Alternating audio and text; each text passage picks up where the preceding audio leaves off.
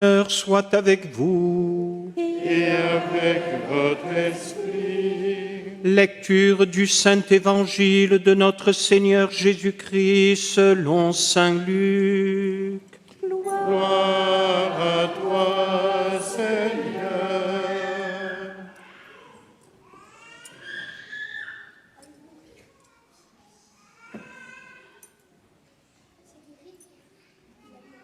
En ce temps-là, les publicains et les pécheurs venaient tous à Jésus pour l'écouter.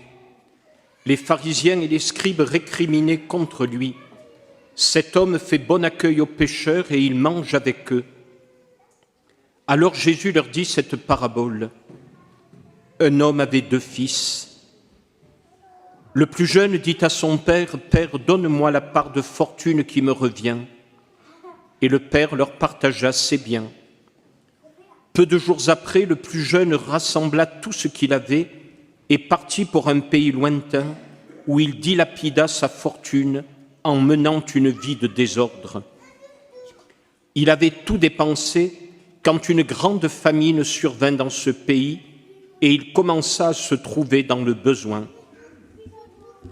Il alla s'engager auprès d'un habitant de ce pays qu'il envoya dans ses champs garder les porcs. Il aurait bien voulu se remplir le ventre avec les gousses que mangeaient les porcs, mais personne ne lui donnait rien. Alors il rentra en lui-même et se dit « Combien d'ouvriers de mon père ont du pain en abondance, et moi ici je meurs de faim.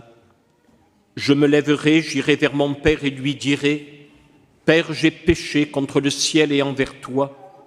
Je ne suis plus digne d'être appelé ton fils.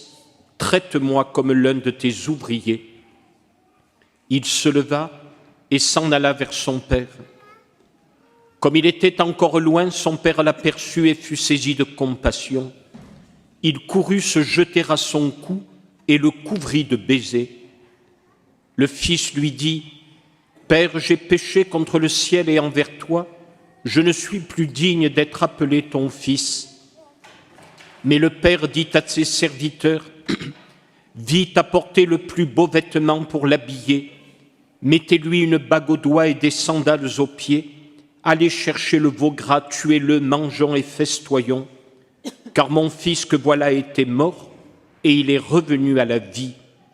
Il était perdu et il est retrouvé. » Et ils commencèrent à festoyer. Or le fils aîné était au champ. Quand il revint et fut près de la maison, il entendit la musique et les danses. Appelant un des serviteurs, il s'informa de ce qui s'est passé. Celui-ci répondit « Ton frère est arrivé et ton père a tué le veau gras, parce qu'il a retrouvé ton frère en bonne santé. » Alors le fils aîné se mit en colère et il refusait d'entrer. Son père sortit le supplier, mais il répliqua à son père « Il y a tant d'années que je suis à ton service sans avoir jamais transgressé tes ordres, et jamais tu ne m'as donné un chevreau pour festoyer avec mes amis.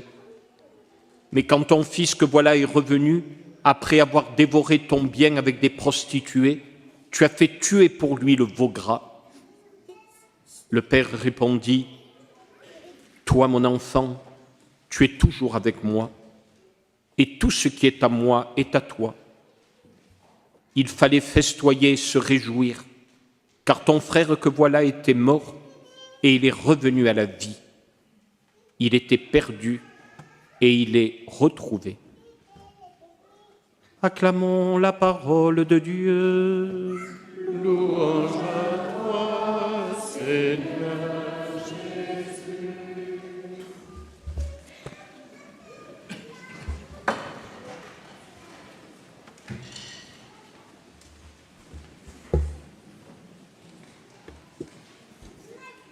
Meus amis amorosos de nostre Isao e de nostre santuari, vous ici enco vostre, chers amis amoureux de nos Alpes, de ce sanctuaire, vous êtes chez vous. Ici, c'est les Alpes, et les Alpes, c'est là que la Sainte Vierge a voulu venir. Peut-être que vous ne vous rendez pas compte, parce que vous êtes habitués. Mais nous, en Provence, on a eu les Saintes Maries, mais c'était il y a 2000 ans.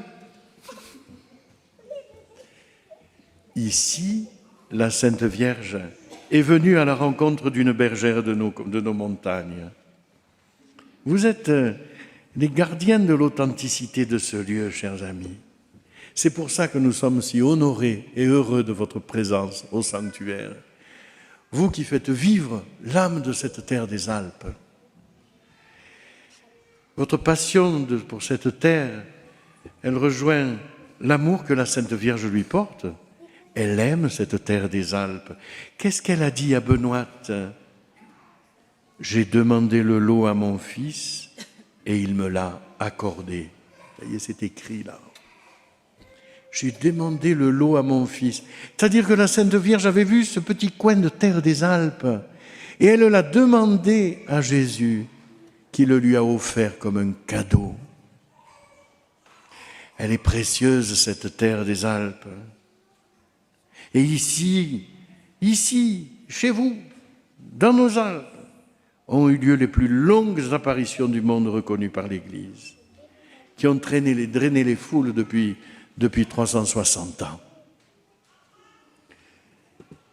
C'est une responsabilité.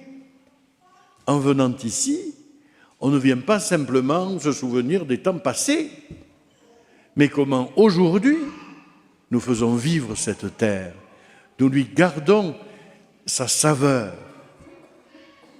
Aujourd'hui n'est pas un jour comme les autres au sanctuaire. En effet, le samedi le plus proche du 25 mars, nous nous retrouvons pour honorer la mémoire de Frédéric Mistral, l'immense poète provençal, qui a relevé toute la langue d'oc dans toutes ses nuances, relevé tous nos usages menacés par l'oubli. Et nous venons rendre grâce en ce lieu béni où Mistral lui-même est venu. Un de ces jours, je ferai une petite plaque, là, on mettra une plaque. Au Félibrige, on aime bien mettre des plaques. Là. Ça, c'est toujours en train d'inaugurer des plaques. Eh bien, ici, Frédéric Mistral est venu et nous venons le remercier pour l'enthousiasme, la sève féconde que le poète a fait naître dans nos cœurs et que nous portons avec fierté. Et nos sœurs, elles sont contentes parce que d'habitude, il y a qu'elles qui portent un truc sur la tête. Et là, mesdames, vous êtes nombreuses. Voilà. Nos Alpes ne sont pas un territoire oublié. Et nous ne voulons pas que nos Alpes soient un territoire oublié. On dit, oh, c'est là-bas, c'est les Alpes là-bas, vous savez. Non. Cette terre, elle veut vivre. Et elle veut vivre de toute la richesse qu'elle a reçue de ceux qui nous ont précédés. On n'est pas là, vous savez, on apparaît toujours à la page patrimoine. Alors on est là comme si on était des statues antiques. Enfin, un peu plus vêtues que les statues antiques. Mais non, nous voulons faire vivre ce que nous avons reçu d'une manière simple et heureuse, qui donne à nos montagnes le goût du sourire et de l'amitié. Et Dieu sait qu'elle peut être forte ici. Et comme je suis si heureux de pouvoir partager avec vous cette amitié profonde qui nous unit dans l'amour de notre terre et de notre langue. Ce que Frédéric Mistral voulait en fondant le Félibrige, il l'écrit lui-même. Le Félibrige est gai, amical, fraternel, plein de simplicité et de franchise, des fois un peu trop. Son vin est la beauté, son pain est la bonté, son chemin, la vérité. Sa science, il tire sa science, il a le soleil pour flamme, il tire sa science de l'amour et met en Dieu son espérance. On ne peut pas mieux dire. Voilà. Quel beau chemin Frédéric Mistral nous ouvre. Vous vous rendez compte ? La bonté dans le monde où nous sommes, heureusement que nous sommes là, chers amis. Et oui, la bonté, la vérité, et mettre en Dieu son espérance. Vous voyez, c'est cette espérance que nous venons chanter au cours de ce pèlerinage en ce jour. Vous le savez, cette année, dans le monde entier, l'Église célèbre un jubilé, pèlerin de l'espérance. L'Église médite sur l'espérance. L'espérance, voilà ce que le pape nous a donné comme cadeau en cette année. Notre attachement à la langue de ce terroir, c'est pas un folklore poussiéreux. On a vu, il y a des gens bien vivants qui la parlent, cette langue des Alpes. C'est pas un folklore poussiéreux, c'est ce que nous sommes, ce qu'est sien. Voilà. Et même le curé de Manosque qui a lu l'Évangile, c'est un fait libre, il ne le dit pas.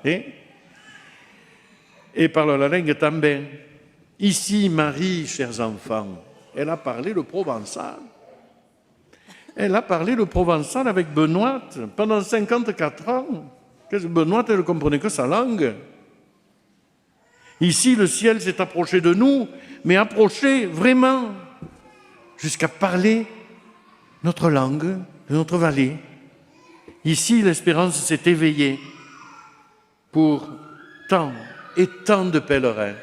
L'espérance a pris tout leur cœur, saisi toute leur vie. Et à l'écoute de l'évangile du Fils prodigue que nous venons d'entendre, nous le voyons bien, même au cœur de son épreuve, le Fils, il a tout perdu, il a tout brûlé, il a tout gâché, mais il n'a pas perdu l'espérance de retrouver son Père, de retrouver la chaleur de la maison familiale. Oui, il a brûlé ses rêves, mais au cœur de son cœur, il savait combien était grand l'amour de son Père. Peut-être que nous aussi, l'espérance a guidé nos pas en ces jours. Finalement, le Fils prodigue, il est revenu au point de départ en revenant à la maison familiale, mais il n'est plus le même. La souffrance a ravivé dans son cœur l'espérance.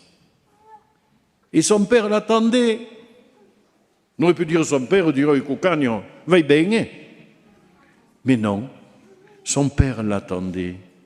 Et il s'est usé les yeux à force de guetter le retour de son petit au bout du chemin. Vous savez, rien n'est plus précieux que ce qu'on a perdu. Et voilà que son fils misérable arrive. Il le voit au bout du chemin, il le distingue. Il sait que c'est lui, il reconnaît son pas. Et voilà que son fils misérable arrive et ses vieilles jambes de père se mettent à courir au-devant du malheureux. Lui aussi, il n'avait pas perdu l'espérance, le papa.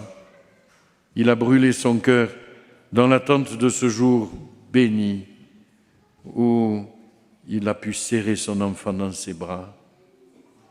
Chers amis, c'est comme ça que Dieu nous aime. Il nous guette. Il vous attendait. Et il vous a vu venir au bout du chemin qui monte jusqu'au sanctuaire. Il vous a vu et il veut vous serrer dans ses bras. Peut-être que nous avons pris nos distances avec la foi, mais dans le monde fragile où nous vivons, nous venons aujourd'hui retrouver la maison familiale, la paix du cœur, la joie de l'amitié, toute simple. Chers amis, cette maison a été bâtie par les pèlerins pour cela. Ici, Benoît a passé toute sa vie à accueillir ce que l'espérance a poussé à monter sur la montagne. La Vierge Marie vous accueille aujourd'hui. Mais sumbeu par la province au pain. Qu'elle verse dans vos cœurs l'espérance que le monde ignore, mais que connaissent ceux qui, en ce lieu, sont renés à la vie, comme nous aujourd'hui. Amen.